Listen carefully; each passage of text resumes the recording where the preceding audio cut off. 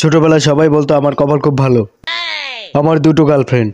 অথচ দেখো, এত শীতকাল গেল এলো, অথচ আমার গার্লফ্রেন্ড একটাও কাছে পেলাম না। বান্টুর সঙ্গে লড়াই করতে করতে আমার ছোটবেলা চলে গেল। পিসিমণি, তুমি তো শিখেছিলে শীতকালে বিয়ে করলে অনেক কিছু জয় করা যায়।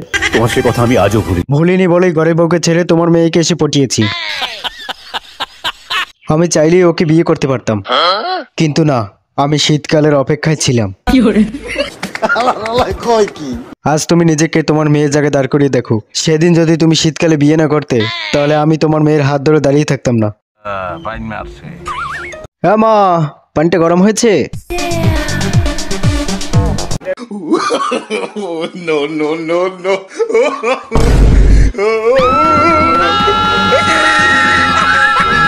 ওরে শালা, কি দেখলাম? শীতকালে আর চান করা লাগবে না, গায়ে এমনিতেই গরম থাকবে।